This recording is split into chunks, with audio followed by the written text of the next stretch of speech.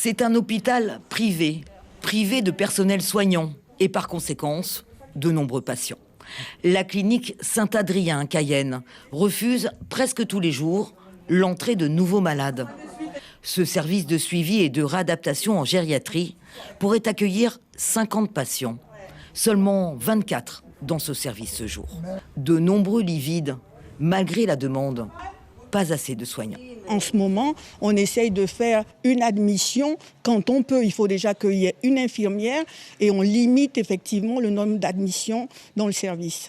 Alors que vous avez des lits. Alors qu'on a des lits et alors qu'on a de la demande aussi potentiellement.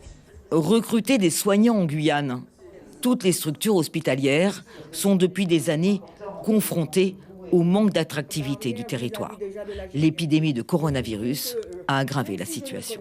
Ils entendent parler beaucoup d'insécurité sur la Guyane, donc c'est ce qu'ils entendent et c'est ce qui reste dans leur esprit la plupart du temps. Voilà. En ce moment, c'est surtout le Covid brésilien qui pourrait être inquiétant aussi. Est-ce qu'il y a beaucoup de soignants qui ont le Covid brésilien?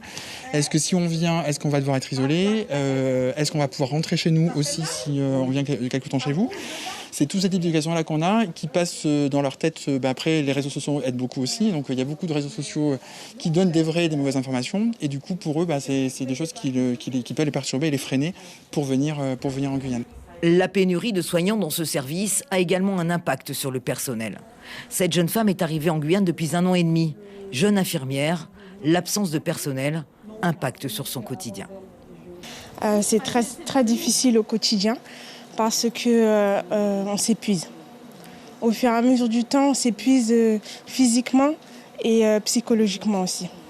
Les capacités de l'Institut de formation en soins infirmiers de Guyane ont augmenté ces dernières années, passant de 80 places pour la rentrée 2019 à 100 places en 2021. Encore loin du compte pour combler tous les postes vacants.